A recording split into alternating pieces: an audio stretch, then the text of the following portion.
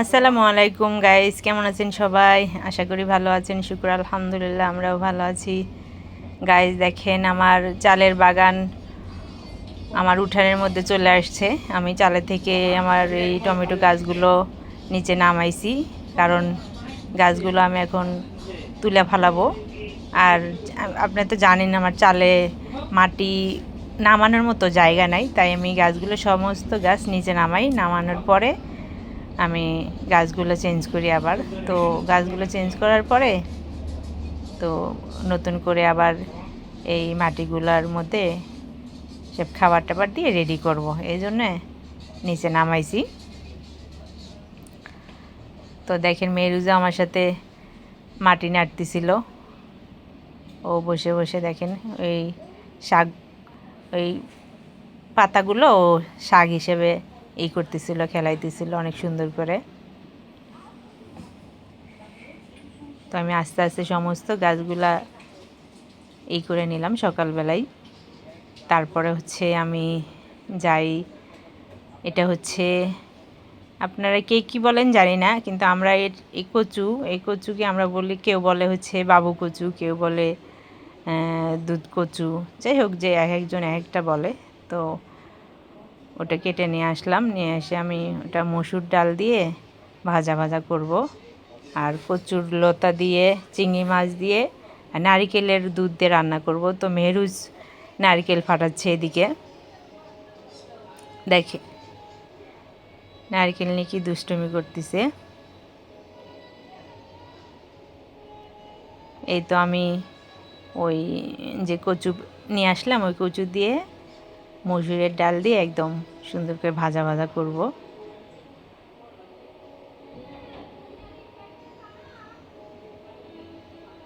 আর হচ্ছে চিংড়ি মাছ দিয়ে, নারিকেলের দুধ দিয়ে, কচুর লতাগুলো একদম চিকন চিকন, এই দেখেন।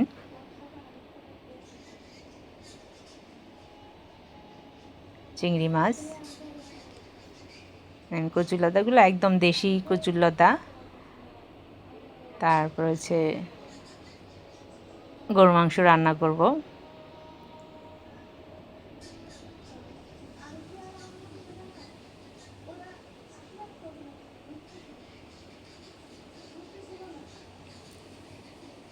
এই তো দেখেন, কচু শাক একদম ভাজা ভাজা করে ফেলাইছি।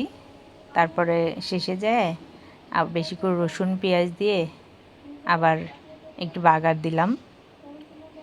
গাইস, আপনারা এইভাবে খাইছেন কিনা জানি না, তবে খেয়ে দেখবেন, অবশ্যই ভালো লাগবে ইনশাল্লাহ। তো আমি মেহরুজের বাবাকে দিছি যে তুমি দেখো চিংড়ি মাছ দিয়ে, নারিকেলের দুধ দিয়ে কচুরলতি কেমন লাগে। আমি এর আগে রান্না করি নাই কখনো, এই প্রথম রান্না করলাম নারিকেলের দুধ দিয়ে।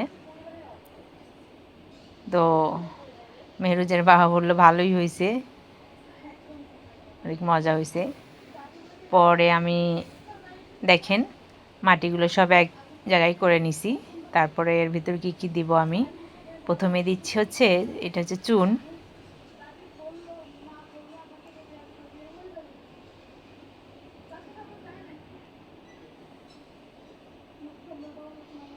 এটা হচ্ছে হাড়ের গুঁড়া।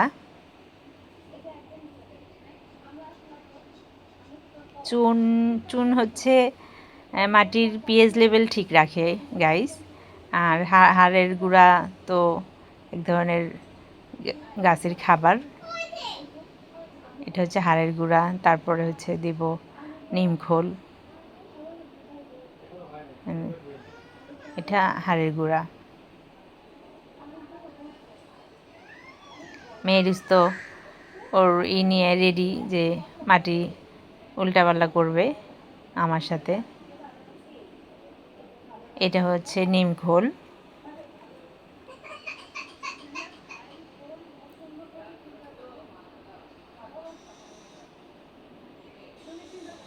নিমখোল মাটির পোকামাকড় থেকে গাছকে রক্ষা করে, মাটির ভিতরে পোকামাকড় হয় না আর কি।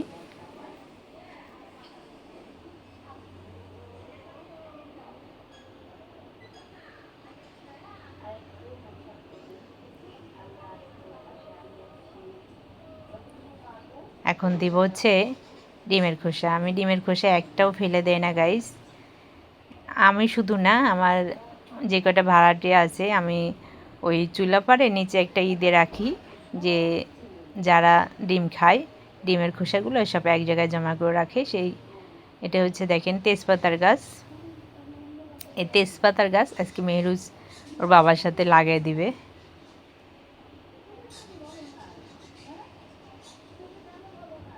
থেকে মাটিগুলো একদম সুন্দর করে সব মাটি করে নিয়েছি।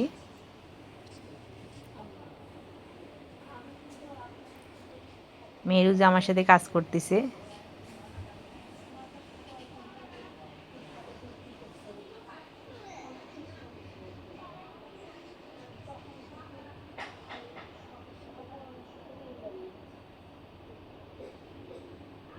আমি এই ইয়েতে দেখেন, আমি এগুলো হচ্ছে সবজি, যত সবজি টবজি কাটছি তার খোসা কিছুই ফালাই নাই, সব রেখে দিছি। এখন এগুলো নিচে দিয়ে তারপরে এর উপর আমি মাটি চাপা দিব, দিয়ে কয়েকদিন রেখে দিব। দেওয়ার পরে আমি এই বেডগুলোতে ভাবছি যে পুঁই শাকের চারা, তারপরে ভেন্ডির চারা, এগুলো নিয়ে এসে লাগাবো।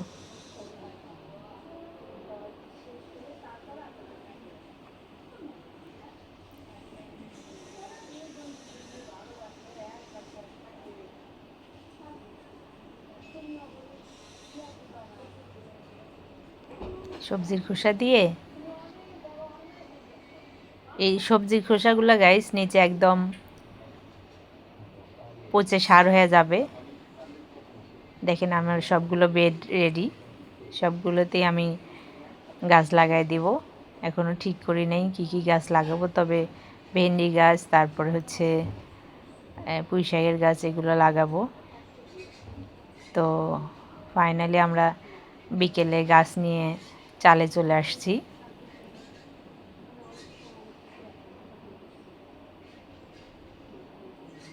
তো এই তেজপাতার গাছ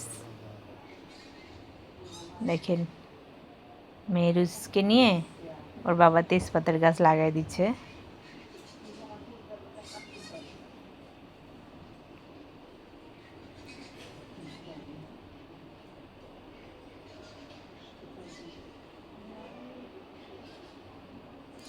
ও বলতেছে এটা কিসের কাজ বাবা? ও বাবা বলতেছে তেজপাতা। তো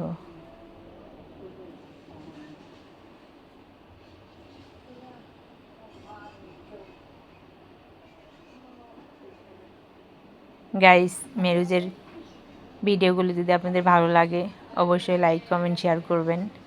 মেহরুজের চ্যানেলটি সাবস্ক্রাইব করে দিবেন। মেহরুজের পাশে থাকবেন ইনশাআল্লাহ।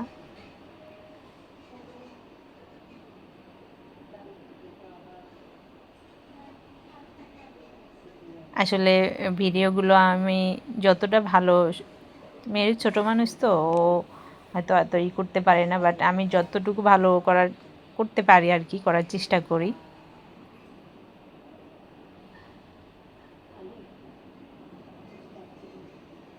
তো তেজপাতার গাছটা লাগানো শেষ।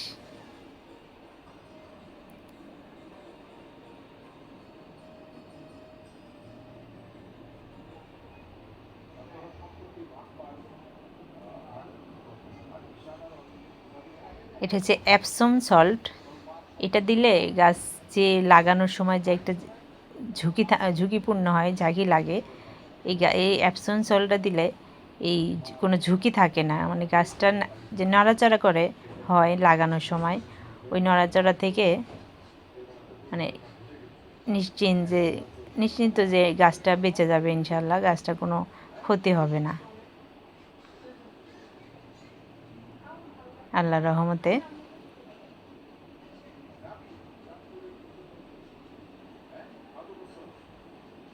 গাছটা লাগানোর সময় কিন্তু ওই ওই এক প্যাকেটটা খুলে বের করার সময় কিন্তু ওই আপনার কি বলে শিকড়গুলোতে অনেক সময় আঘাত টাঘাত লাগে।